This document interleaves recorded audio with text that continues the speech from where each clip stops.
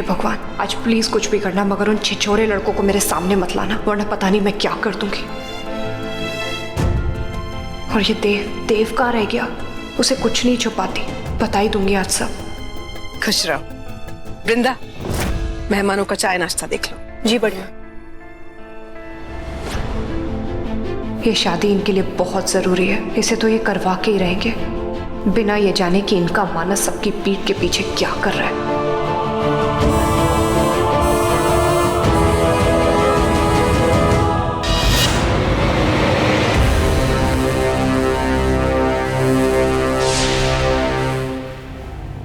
चाय लेने जा रही हो तो मेरे लिए भी कुछ पीने को लेके आना प्लीज। और एक तो प्लीज बोल रहा हूं। What? No? Then go. Go. Vrinda, मुझे शादी में कोई तमाशा नहीं चाहिए, समझी? इसलिए चुपचाप हमारे साथ चलो, वरना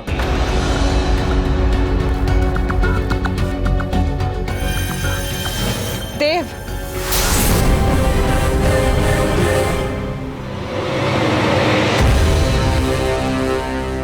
आज इस फिल्म का किस्सा ही खत्म कर दूं, बहुत हो गया इसका।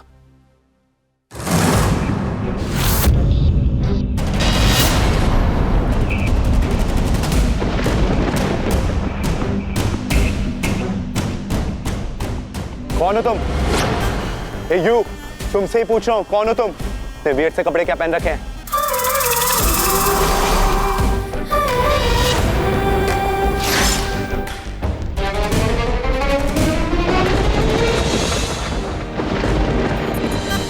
दुश्मन, जानी दुश्मन।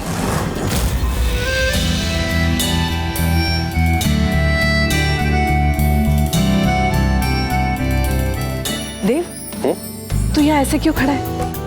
तू ठीक है ना? तेरी तबीयत तो ठीक है? बुखार तो नहीं है ना तुझे? माँ, मैं खड़ा रहूं, बैठूं, कुछ कर रहा हूँ, आप इतना घबरा क्यों जाते हो? आई एम फाइन, अपने घर में हूँ मैं। Look at me. आप भी ना माँ।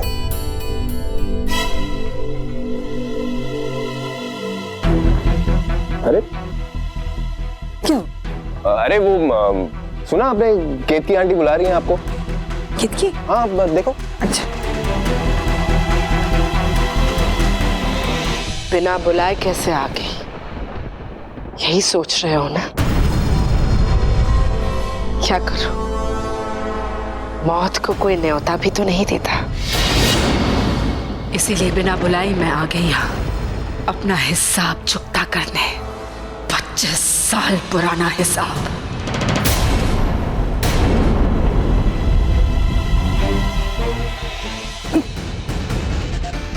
क्या बात है? ये क्या नया डेटिंग स्पॉट ढूंढा है तुमने अपने चीटिंग बॉयफ्रेंड के लिए? मेरा बॉयफ्रेंड मंगेतर चीटर नहीं है, पहली बात तो ये। पर मैं यहाँ क्यों और किससे छुप रही हूँ, क्या तुम ये सुन पाओगे? बहरा नहीं हूँ मैं, तुम बोलोगे तो सुनूंगा। बताओ, सब ठीक है? नहीं देव, कुछ ठीक नहीं है। मुझे लगता है तुम्हारा ना दिमाग खराब हो गया है, तभी तो ना अपना नाम बता पा रही हो ना अपनी पहचान।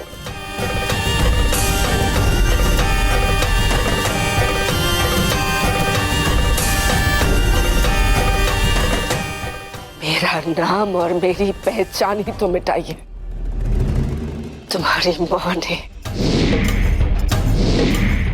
लिसन, मेरे पास तुम्हारी बकवास सुनने के लिए टाइम नहीं है। वक्त ही तो नहीं है तुम्हारे पास। तुम साफ साफ बोलोगी, क्या बात है? क्या तुम सुन तो लोगे, पर तुम यकीन करोगे मेरी बात पे? फोर्स करूंगा, हमेशा करता हूँ। सुनो सुनो नहीं, बाहर चलो पहले। हाँ ठीक है, ओके।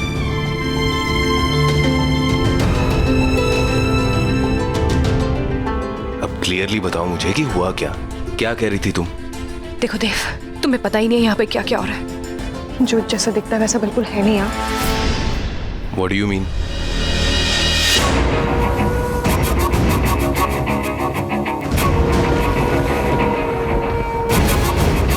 हाय, अरे कुछ नहीं है, मैं 2 मिनट के लिए किसी से मिलने जा रहा था और ये औरत, मैं तो इसे जानता तक नहीं। लेकिन मैं जानती हूँ बहुत अच्छे से। रियली? तो तुम ही बताओ तो कौन है ये, और ये यहाँ क्या कर रही है? पीछे पलट के खुद ही देख लो।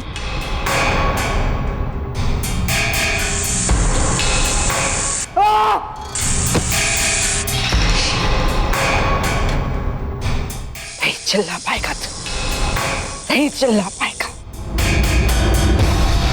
और तुझे बचाने के लिए भी कोई नहीं आएगा, जैसे 25 साल पहले मुझे और मेरे परिवार वालों को बचाने के लिए कोई नहीं आया था।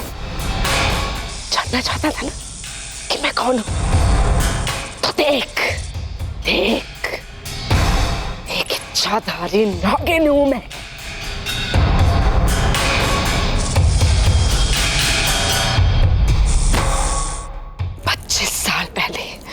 तेरे खानदान ने मेरे खानदान को मिटा दिया था, उसी का बदला लेने आई हूं मैं।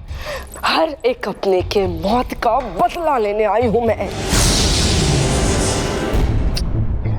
तुम साफ साफ बताओ ना, तब समझ में आएगा ना मुझे।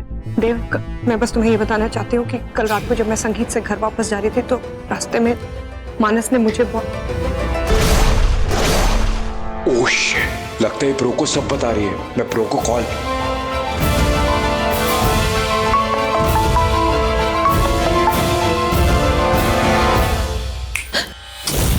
Please clearly. कातिलों का परिवार है,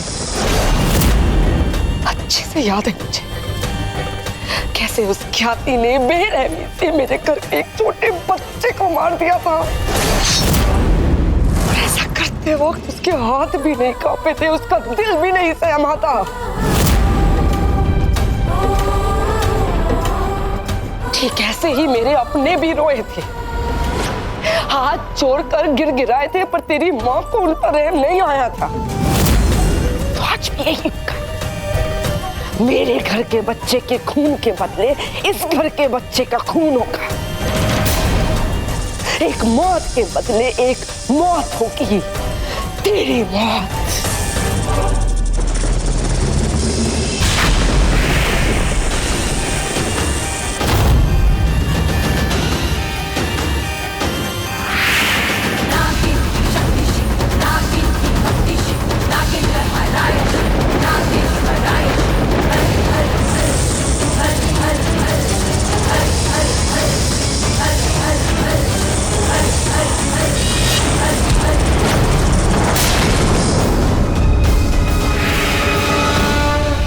तुम प्लीज ये मत समझना मैं तुम्हारी फैमिली के मैटर में दखल दे रही हूँ। हाँ, तो तुम ये भी मत समझना कि मैं तुम्हारी फैमिली में कुछ आपस में लड़ाई करवाना चाहती हूँ, ऐसा कुछ है। मैं नहीं चाहती तुम्हारी फैमिली में किसी के ऊपर भी कोई आफत आए, मैं सच बोल रही हूँ।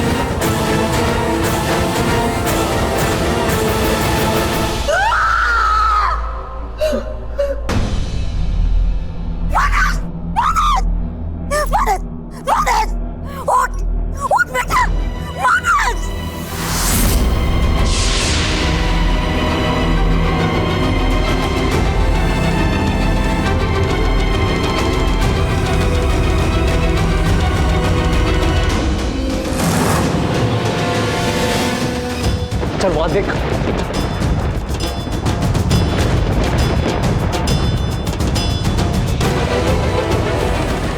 डैम इट, यहाँ तो कोई नहीं है, पर मानस तो यहीं से गिरा था। देख देख, कोई तो होगा।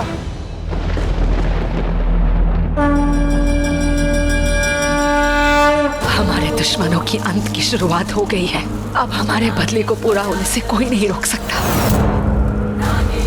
और अब वो लुटेरे पैसे के लिए किसी नई रईस लड़की को ढूंढेंगे।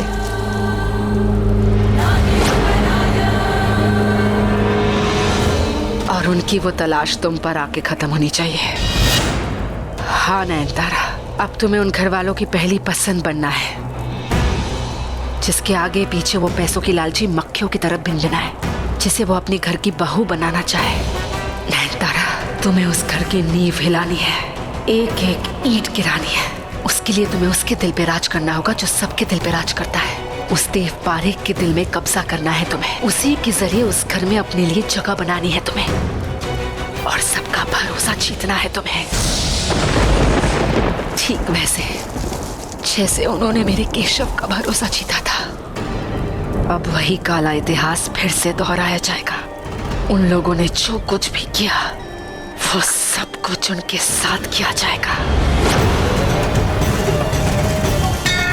अब खेला जाएगा असली खूनी खेल, भाग्य का जहरीला खेल।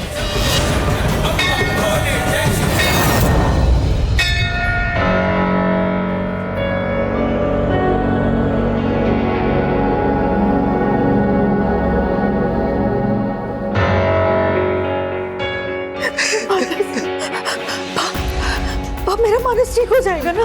बेटा क्या फिक्र मत कर, सब ठीक हो जाएगा। कैसे कैसे फिक्र ना करो, ये डॉक्टर साहब तो आ ही नहीं रहे। कैसे? वो तो छत पर उस प्रियल से मिलने जा रहा था ना। हाँ डैम इट यार, कहीं कहीं उस लड़की ने कल रात के बारे में किसी को कुछ बता दिया तो। चुप कर, किसी को पता नहीं लगना चाहिए। विशाली दीदी कहाँ है? तुम लोगों ने उसको कहीं देखा है? नहीं देखा माँ। कमाल है, इतना कुछ हो गया है और विशाली दीदी का कहीं कुछ पता ही नहीं। कर क्या रही है वो? मानस अचानक बालकनी से नीचे गिर गया, वो भी अपनी शादी वाले दिन। ये कोई इत्तेफाक नहीं है पंडित जी। लेकिन शिरीषा नक्षत्र का रात खत्म हो चुका है, चांद अब उस नक्षत्र से बाहर है। पर मेरा परिवार अब भी खतरे से बाहर नहीं है देव, हम सब खतरे से बाहर नहीं है। लेकिन वो इच्छाधारी नागिन तो मर गई थी। पता नहीं, अगर वो मर भी गई होगी और उसकी बेटी जिंदा हुई, कल के बाद तो वो भी इच्छाधारी नागिन बन गई होगी।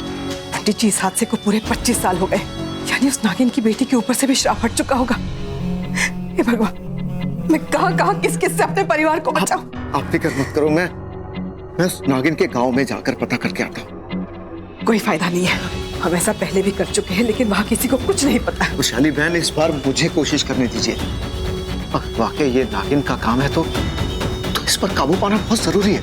हाँ, क्योंकि आज उसने मानस को अपना शिकार बनाया है, कल हो सकता है मेरे देव को भी। नहीं,